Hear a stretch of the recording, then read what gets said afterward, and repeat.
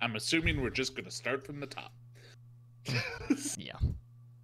Probably a safe bet. Yeah, alright. Okay, we're back officially this time, guys. I promise. You guys should be able to hear us alright in that case. But anyways, hello everyone, and welcome back to Heroes Never Die, your one-stop spot for all things Overwatch. I am your host, Tumbly Drug. Tonight, on episode 214, not the Lost episode 1, we will be taking a look at the most recent news around Overwatch, its competitive scene, and whatever else is going on, because there is a little bit of that as well. So before we get into the news tonight and introduce you to my co-host, let me just quickly take a moment to thank everyone who is joining us tonight on Twitch for our live show amid all of the issues, and thank all of our repeat listeners out there. So joining me tonight, as always, is my co-host, Adarn, and this is attempt 2, hopefully the last one. We're just going to nail into takes, but, going into tonight, not really a whole lot going on, so much to the point where our Hearthstone podcast has a lot bigger news, and honestly, more of it. And the first thing we're even going to be talking about tonight isn't even about Overwatch. What's going on? Well, this is something I think we kind of expected. Because we're in that lull before they start bombarding us with Overwatch 2 information. Like, that is where we're at right now. It's like, obviously, we're not going to get any drastic changes, anything that massive, because Overwatch 2 is coming out later this year. And they're going to save all of that stuff for that. And pretty soon, I'd say in the next month, they will probably announce something of a beta or an alpha or whatever. And, and that will have plenty of news then. But until that happens, yeah, we won't have a lot of news. So this is going to be, I know, like, we've gone from like 2 hours down to like an hour 15. If we have 45 minutes worth of news, I will be surprised. Yeah. Today. Because like you said, our first topic, not even about Overwatch. What a world we live in. I mean, I feel like this is partially just due to the fact that Pokemon Snap got announced, and then it just sucked everything else away at this point. So everything else that would have been announced just kind of like fell into this void where developers thought that, whatever they were going to announce just would have been like a drip compared to what we got from Nintendo there. Well, we have EA Play tonight too, so that's going to be a big one as well. Absolutely. So let's jump into the news. So as we mentioned, like, this first news bit isn't directly tied to Overwatch the game, but it does involve one of the Overwatch heroes, and that is that Mei is going to be the next Overwatch hero to join in the, and I'm gonna air quote this based off of how Blizzard labels it, classic game, Heroes of the Storm. So, Mei's actually going to be the 9th Overwatch hero to hit the game, and I believe she is playable right now on the public test realm if you do play Heroes of the Storm. And what's interesting about this is that Mei's actually classified as a warrior, or, a tank in Heroes of the Storm. And honestly, like, I was looking at her toolkit, and, it's kind of similar to, like, what you would expect for Overwatch. Like, she does have her Blizzard. She has the ability to not only slow enemies, but also blind them. And then, like, when an enemy is caught within Blizzard, they are stunned, and they also take damage. She basically, like, uses her, like, primary fire, like, what would be her primary fire to, like, lay, like, ice on the ground, and she can skate across it to, like, increase her movement speed as she skates along the ice. And then, of course, they kept her cryo freeze, or, her ice block, in order to become invulnerable, also regain some health and some shield in this case. But the ultimates are kind of like where it changes a little bit between the two. So one of her ultimates is in Avalanche Snowball, which basically gets bigger and bigger the longer it's going on, and it also consumes enemies, and that are within its path, and then at the end of the path, it does also explode and do damage. And then they have her Ice Wall ability as her other ultimate, where, if someone gets caught in it, they are frozen for, whatever set duration there is for that particular ability. So, as expected, some things that are the same, some things that are definitely tweaked to fit more of the MOBA playstyle. But I know a lot of people were kind of looking at it from her classification being a tank in this case, whereas in the past within Overwatch, there have been a couple of occasions where Mei has kind of been played as a tank hero. So kind of interesting to see how this one is going to shake up here. I mean, okay, let's get this real. I've heard this thing. Well, maybe they should make Mei a tank, and then it's the new Reddit, like, oh yeah, no, Mei's a tank. Let's make her a tank. That'll fix the game. No, it won't do anything. Like, Mei is not a tank. She's not even an off tank. Like, let's be real. She needs to. What part of her kit screams tank to you? None of it. I mean, I guess maybe her ultimate to some degree. Or maybe it's partially just due to her base HP. Yeah, and that could be it, but then why isn't Reaper a tank? Because he has the same base HP as Mei. Mm-hmm. It's just, I think it just fits. Her kit fits the tank style in MOBAs more than it does in FPSs. So, and also, and I know this is a stupid argument, but I'm gonna make it anyway. She's too small to be a tank. Like, I mean, we have Zarya as, I think, our smallest tank. But she puts barriers on people, and that's very tanky. Mm-hmm. She's just too small. I know that's a stupid argument, but I'm sticking with it. Maybe she just needs to wear, like, 8 more coats. Right? Like, we'll get there. But if there, I mean, and who knows how strong this is, because here's the thing. The reason people hate Mei in Overwatch is because she has so much CC and stuff like that. Mm-hmm. She can slow, stun, block. That's in MOBAs, that's just common practice. The majority of players have slow stuns, CC abilities. Mm-hmm. So it's like she just fits right in there. So like her kit probably just fits more of a tank in that game. So it's been a long while since I've played Heroes of the Storm, and I am not about to play it now. Yeah, like, I've never been, like, really into MOBAs. The click to move thing, I cannot grasp that. Like, and that's for any game. Like, that's why I don't play, even touch Diablo. Mm-hmm. It's because I can't, like, the click to move thing, I never grew up with it, and learning how to do click to move games after playing for 10 years on, like, a PC with the WASD, it's almost impossible to just pick that up. So yeah, I won't play it. Give me a MOBA with WASD and I'll try it out.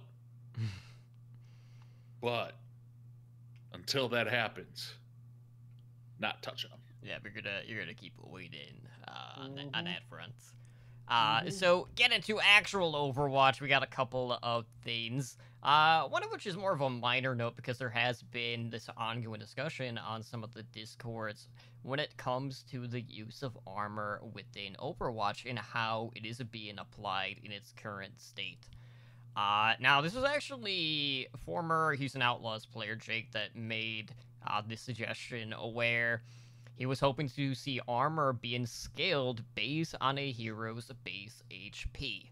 And of course, our Devin Savior, Papa Jeffrey Cap praise him. Praise him. He went to this creator's Discord to respond to Jake, stating that the team is currently debating armor, and that, he also agreed with many of the points that Jake was making here.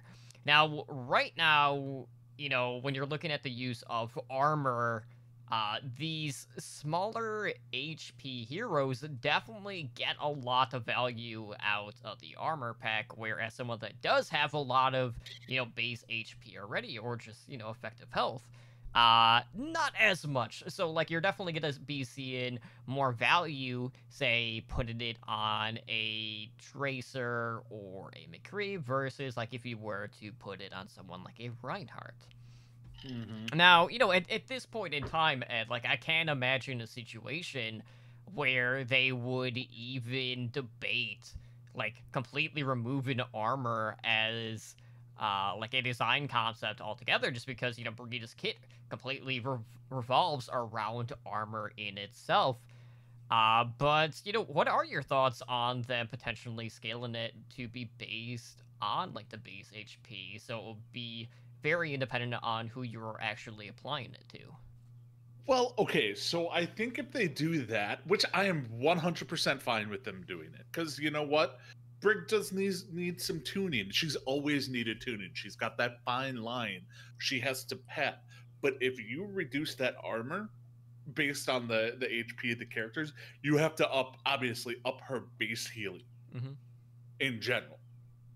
So that, I think, would be a good trade-off there, because then it's like, okay, well, if you're running maybe like a Zarya Reinhardt, or not optimal comp, like I think Zarya Reinhardt is like the lowest HP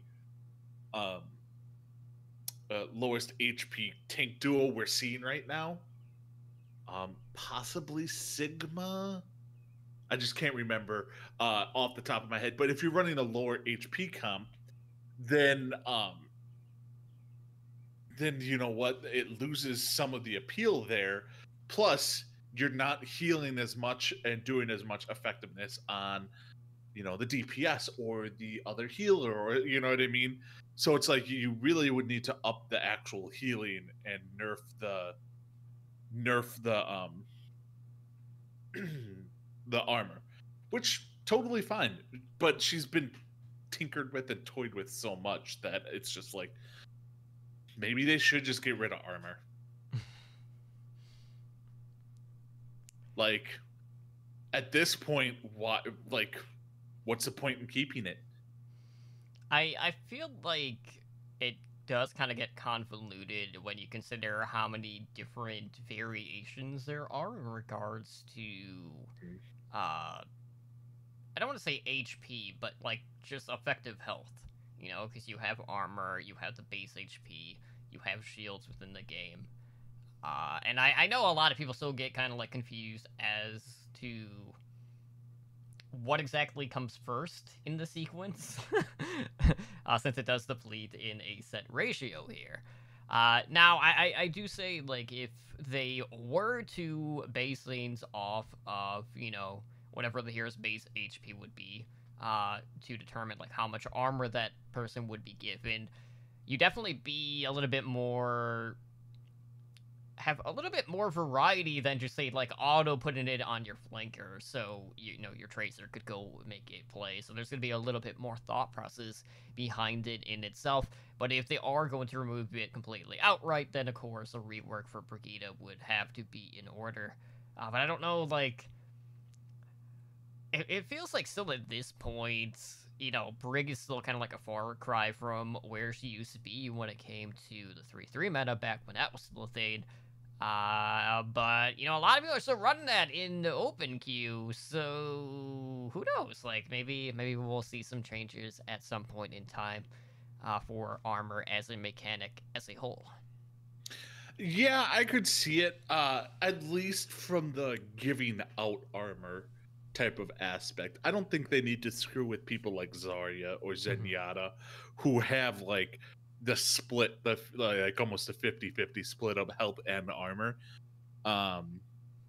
It's more like giving it out. Mainly only Brig.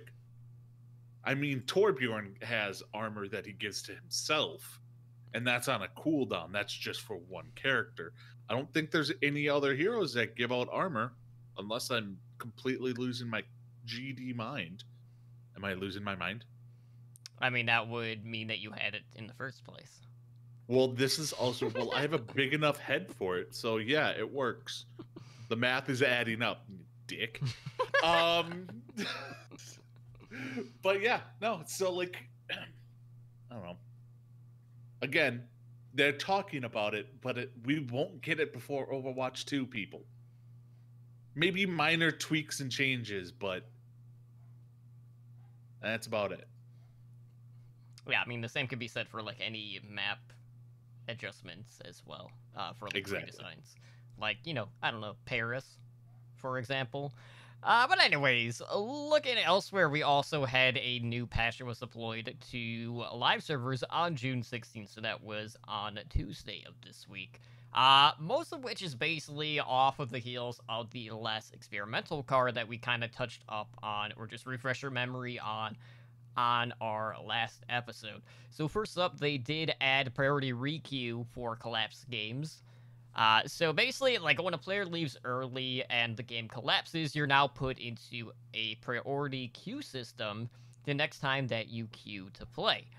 So that should prioritize you finding an appropriate game, and it should result in significantly lower times waited in queue as opposed to sitting through an entirety of a queue, which does tend to happen should there be a lever or anything like that.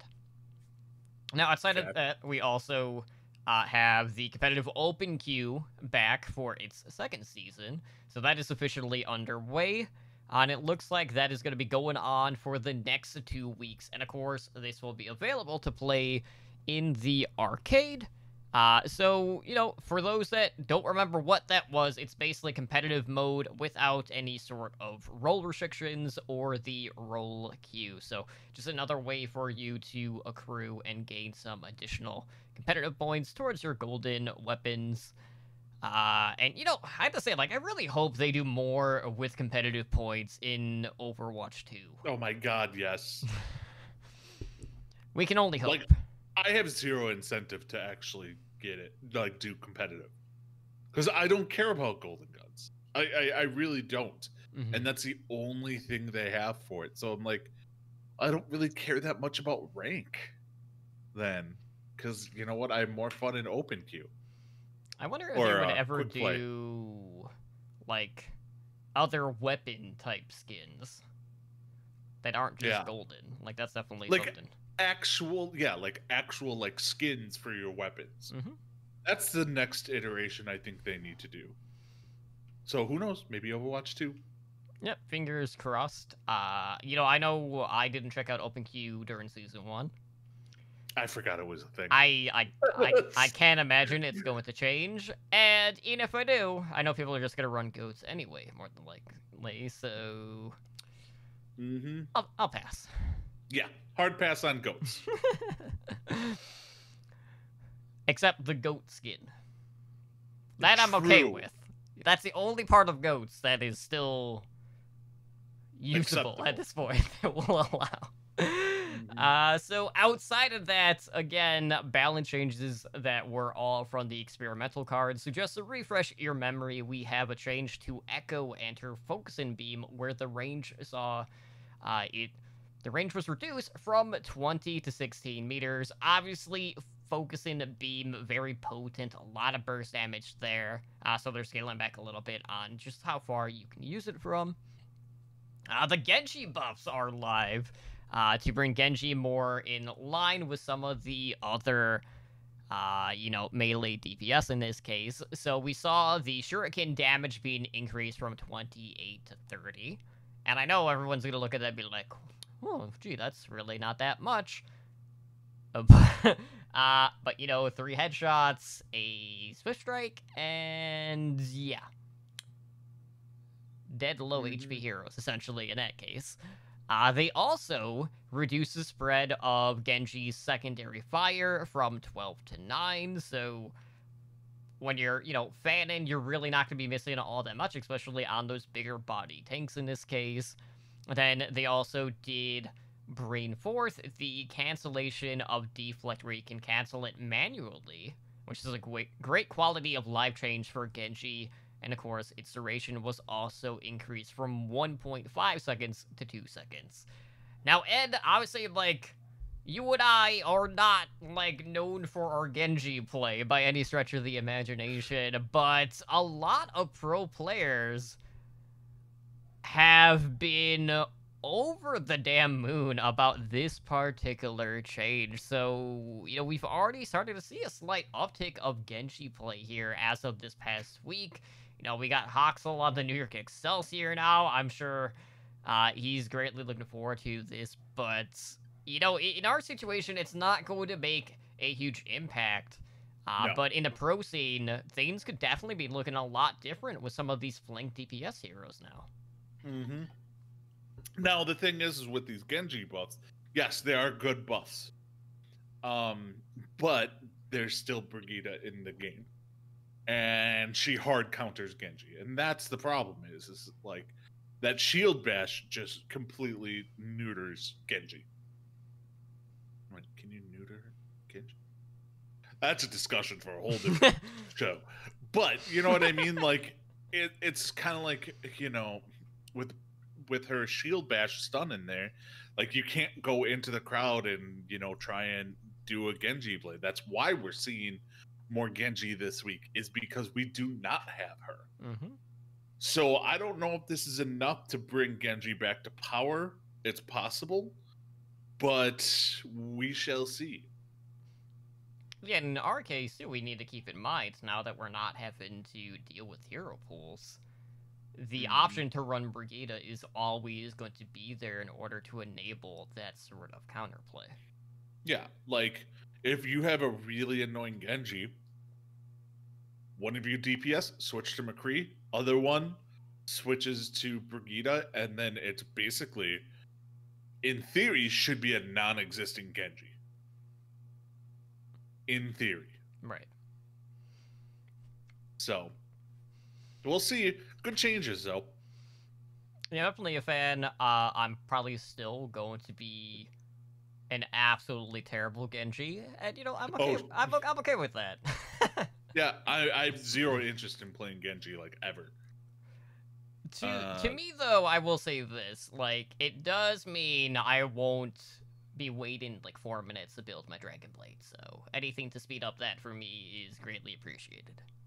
Next experimental card, they're gonna increase the rate for the ultimate. For the ultimate cost is going to increase just to spite you. I'm sure, just to balance it back out. But anyways, other than that, Genji's brother Hanzo also saw a change to his storm arrows, where the damage was increased from 60 to 70.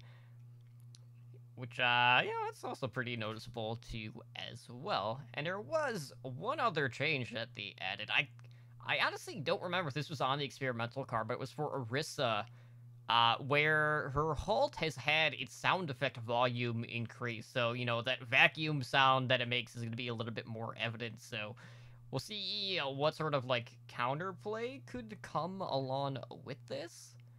Yeah. I don't think it's really a big thing at all. Nobody's good. I have not heard one single person complain like, "Oh my god, if I could only hear that Orisa, you know, suction from farther away, it completely neuter her." No, that's not no. What is with you and wanting to neuter robots? I don't know. I literally don't know. But it's the first word that came to mind, and I'm sticking with it. So deal. Fair enough. So, general Overwatch-wise, that's it. Like, it's definitely been a light week for not only Overwatch, but also the competitive scene. Yep. So, shifting gears, let's see what's going on around the league. And we do have the release of the 2019 MVP skin, which, of course, belongs to the former San Francisco Shock DPS player Sinatra, who is now off doing Valorant things. So we got this. It was revealed celebrating the success of his 2019 season, and to no one's surprise, you know, we already knew this. It is a Zarya skin. It is also alien themed. Also, not too much of a surprise. But basically, we had the senior concept artist, David Kane, mentioning that the team basically merged two different designs that they had for the skin. You know, you had the alien, and then you had a 50s style crooner. And the result, more or less something that you would expect to see in Men in Black. That was definitely, like, my first thought as soon as I saw this. And by that, he means that ugly baby in Men in Black 1 that Will Smith, like, delivers in the back of a car. Mm-hmm. Yeah, looks like that baby. Exactly like it. And, you know, like, the more I was, like, reading into Kane's comments, the more I was like, I don't know if I can consider this skin a success, based off of what he said. I can't consider this a success. I didn't first think of the baby from Men in Black. I first thought of Kit Fisto from Star Wars, which basically looks like a grown-up baby from Men in Black. But it's in the Star Wars universe, so it's a little cooler. But yeah, I mean, I for a skin, you're basically saying if you want it, you have to buy it. This is not the skin people want. Like, if this was a skin that was just put into the game as part of loot boxes, fine. This is a perfectly fine, acceptable skin. Probably even pretty decent compared to a lot of the shit skins that we've gotten.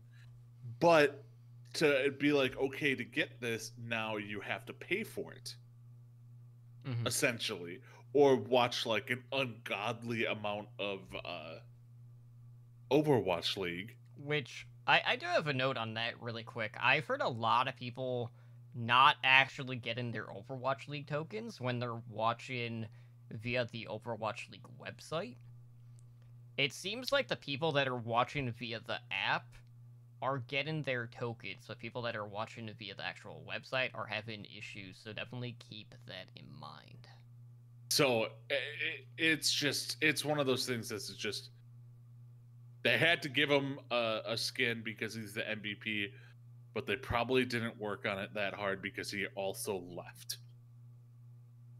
I don't know. I don't know what the timeline was in regards to, like, the creation from you know, original concept to the final product. Basically, you know, the thing that really made me laugh is the fact that, you know, the concept artist basically outright said, like, we know the concept is going to be goofy, right? So, like, all right, let's try to make this look as cool as possible and not be, like, super generic for, like, an alien skin. So what did they do? So basically, like, this skin does have some unique effects. Zarya's eyes do grow wider. It also blinks sideways. You know, and, you like the alien from Men in Black. Exactly. You know, she also has tentacles and antennas that glow. And then there's also special energy nodes that appear whenever the Zarya is fully charged or just dealing massive damage.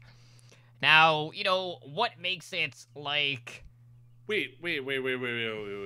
So there's a visual indicator when she's fully charged? Yes. Alright, this is just, might be my pure stupidity, but on normal Zarya skins, is there a visual indicator when she's fully charged? No, it's just the width of the beam. Just the width of the beam. Right, and the sound obviously be more of a hum and, like, a louder hum. But that's not a visual thing on the character, that's the actual weapon. Right.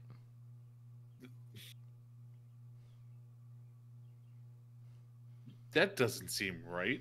Well, like, I don't think... in another situation, if this person didn't have the skin, that you wouldn't be able to tell that they were fully charged. Well, the thing is you would be able to tell they were fully charged after they killed you. Now you're going to go in knowing she's fully charged and she hasn't fired her gun. I don't know. I guess I would just have to see if it's only at 100 where this light effect is active or if it's at a certain threshold below that. Either way, unique to this skin in particular. Now, what basically ties it to, you know, the MVP and the championship? There's actually, like, the league championship on the sleeve as well as an MVP badge. But Ed, my problem with this skin is more so the fact that it feels like a slap in the face almost when you consider the amount of effort that kind of went into the Jonak skin in particular. Because the Jonak one, it tied in with not only Jonak because of his love for Squid. You know, it had the New York Excelsior colors. And you could look at it and immediately draw who it was for. Mhm. With this one, you can't really do that because it doesn't really have anything related to the Shock outside of, like, that League Championship logo. You know, it doesn't share any of the color scheme or anything like that.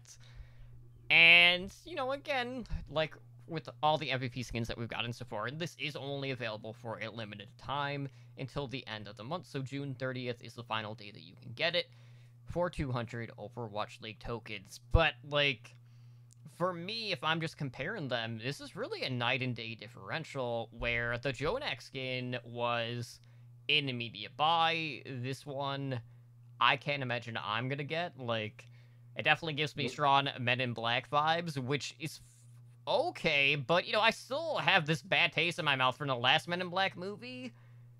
With it. So it's just like, that makes me want to buy this even less. Yeah, I mean, this has definitely got the I'm not an immediate buy type of thing. Like, it's not. I think when we got the Jonak skin, it immediately became like, oh my god, this is not only awesome, but this is actually the best skin they've made for Zenyatta. And I don't. That's not the vibes I'm getting with this one for Zarya. Mm-hmm. On top of it not being really related to the Shock, outside of that one thing. But like, yeah, no, this is I'm not even gonna contemplate buying this one, like, even remotely. So yeah, definitely a pretty divisive skin. You know, just looking at the general consensus between community reaction. Some people love it, some people hate it. Not too much of a middle ground in this case. But, you know, to each their own. Now, we do have one other bit of information to talk about tonight, and that is a new addition for the Los Angeles Gladiators, who have gone out and picked up Team Doge Flex DPS Kevster, hot off the heels of their championship win in Overwatch Contenders North America. Now, for those that don't follow NA Contenders or really Path to Pro at all, Team Doge is the former Team Envy, who, of course, like most NA-based Academy teams, or really just most Academy teams, I mean, if we're being honest, have kind of dissolved outright. Yep. This is the same team that won Fran's Community Cup that wasn't that long ago. They've really been run-shotting through everyone in North America, defeating Third Impact in the finals of this previous season. And Kevster's hit scan prowess has definitely been on full display so far throughout the Path to Pro.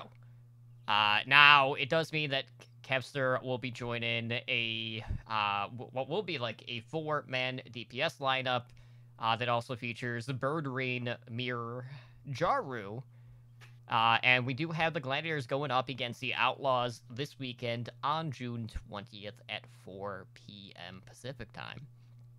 So, you know, I have to say, like, I would honestly not be surprised in the slightest if Kevster immediately debuts. You know, there's a lot of hype around him. I know a lot of, like, the Tier 2 community has really been tweeting out support for this particular sign-in. And a lot of people are really expecting this to kind of push Gladiators above, like, that peak that they've currently kind of hit, where, like, they've kind of been kind of, like, stagnant with where they are within the rankings. So this could be the one addition to get them kind of, like, over that hump at this point, so they can really start to challenge those higher-end teams within the North America region.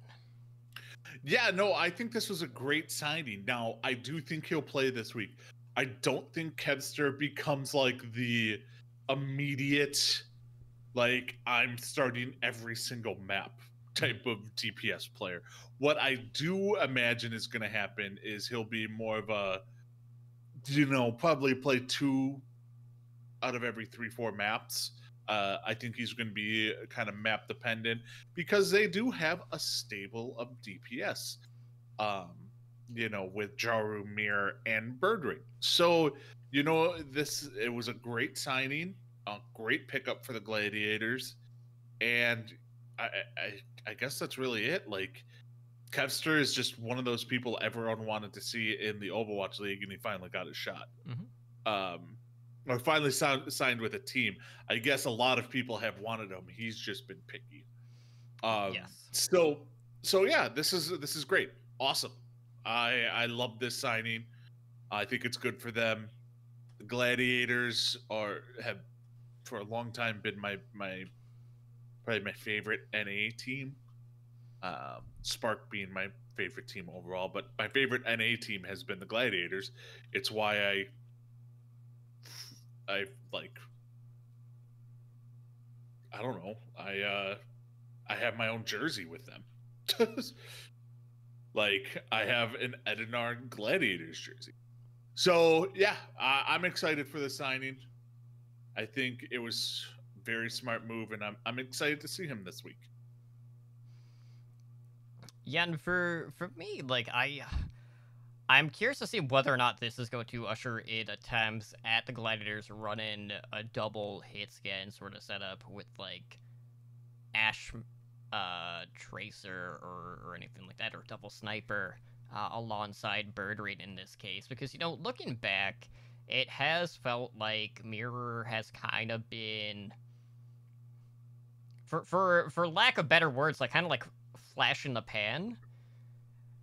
He's had some really good moments, but he's had some pretty glaring poor performances as well, and it's really hard to kind of get a gauge for what sort of performance you're going to be getting out of him on a week-to-week basis, whereas Jaru has really been more of like a main specialist on the team. So really, this is just adding more flexibility to this DPS lineup, and with, these hero rotations, be it, 2 weeks on, a week off or whatever, it does definitely breed in more playtime potential for someone like Kevster moving forward.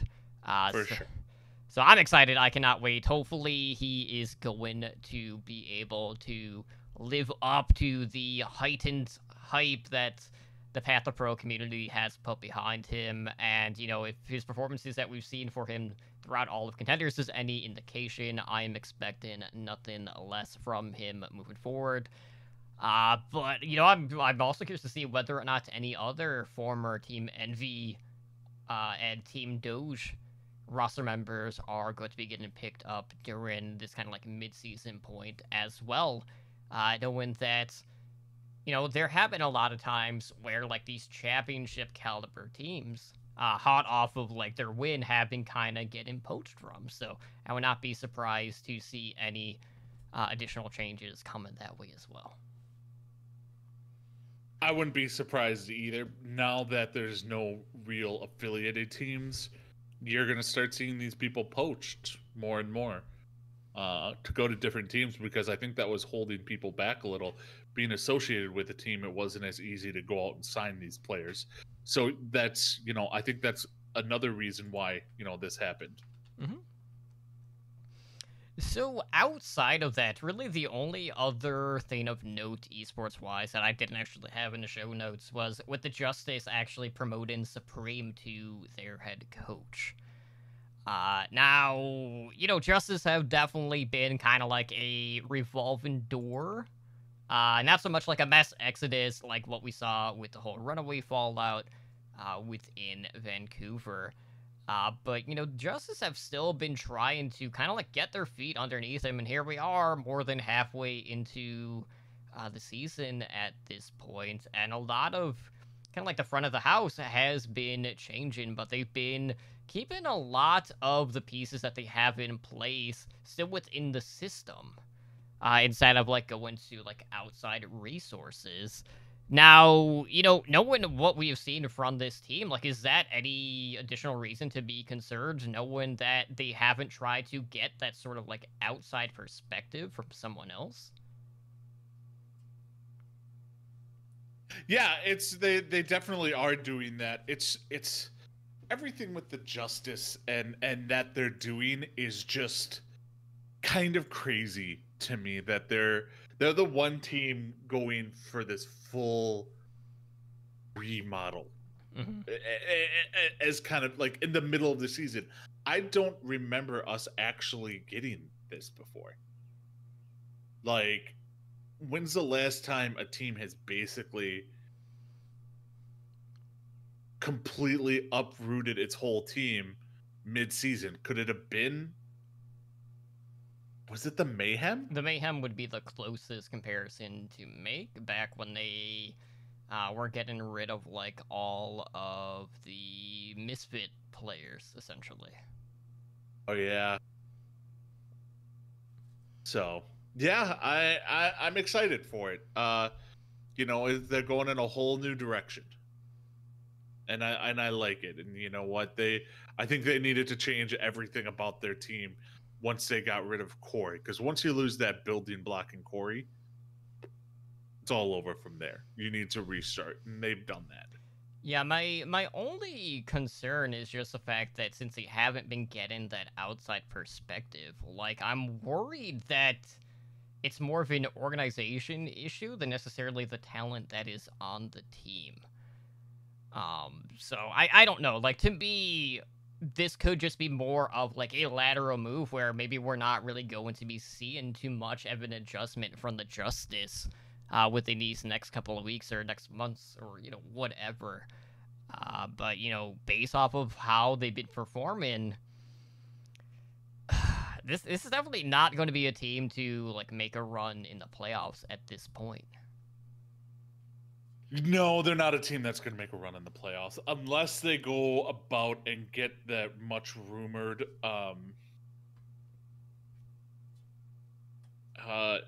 was it Libero? Who are you from New York?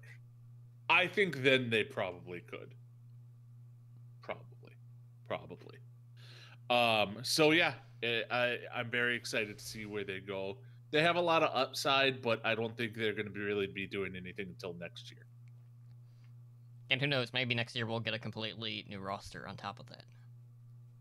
Yeah, that's also possible. Like, it's really hard to feel any sort of like job security, knowing that they've already been making as many moves as they have so far this season. Yeah, be like, seriously, who else can you drop from this team? You gonna get rid of your two supports next? So, yeah, before Lulsish. Yeah, before Lullish or Lulsish. Mm-hmm. So, all right. Well, that's basically what news there was. Yep, that's it. Not a whole lot. So yeah, let's just close out, because like I don't know what else to say at this point in time. It's just one of those weeks. Hopefully next week we'll have a bit more to discuss on both fronts in this case. But anyways, if you guys want to help us out, please do us a favor and head on over to iTunes and leave us a review. Write one out. Let us know how we're doing, and if there's anything you would like to see us incorporate into the show to make for a better listening experience for you guys. And of course, we are open ears, so feel free to reach out to us. Now, if you would like to support our podcast network, you can do so via our Patreon page. And we do have tiers starting at just $1 a month, and you can find more info there at patreon.com/OWL Network, where you too can join the likes of our master and above patrons, Daniel, Owl, Kesha, Agent Life, and 044 in helping our network grow. And, with every dollar, that is 1% more likelihood that Ramses won't fall into the abyss or get yeeted into the sun. Whichever happens first. I don't know, it's hard to tell in California. Right? But with that being said, Ed, why don't you go ahead and let our listeners know how they can reach out to us? All right, so you can reach us through email at hndoverwatch@gmail.com. I am on Twitter, and that's at hndoverwatch, or we are on Twitter. We have a website, that's owlnshow.com. We also have a YouTube channel at youtube.com/Overwatch League Network. We have a Discord as well at discord.me/OWLNshow. And then we are on Twitch at twitch.tv/OWLNshow. We are a Twitch affiliate, so help support the show by subscribing to our channel and earn our network emoticon. Our podcast network does stream pretty regularly. On Mondays, we have the Overwatch League Network at 6 p.m. Pacific. On Tuesdays at 6 p.m. Pacific, we have OWL by the Numbers. On Wednesdays at 5 p.m. Pacific, we have this show, Heroes Never Die. And then on Thursdays, we have Tavern Tales, a Hearthstone Battlegrounds podcast tournament I do. And that airs at Thursdays at 5 p.m. Pacific at twitch.tv/TavernTalesHS. You can contact me personally on Twitter at Ednar83. And I also stream live on Twitch at twitch.tv/Edinar. Totem, where can they find you? Well, you can find me over on Twitter. That would be at TotemLadyDrunkCTR. And when I stream on Twitch, that would be at twitch.tv/TotemLadyDrunk. And yeah, guys, that's it. That's our show. This has been episode 214. I know it is bite-sized. And honestly, like, the news comes and goes, but, like, there's definitely going to be lesser news weeks than others. So, you know, we'll try to figure something out for, like, discussion points on that front. But, you know, we're just waiting on Overwatch 2 news. Hopefully we'll get a little bit more in that regard here pretty soon. So we can, I don't know, maybe get back to an hour and a half if we are lucky. If we are lucky, yes. But you guys take care, have a good night, and we'll see you guys next show. Take care. See ya.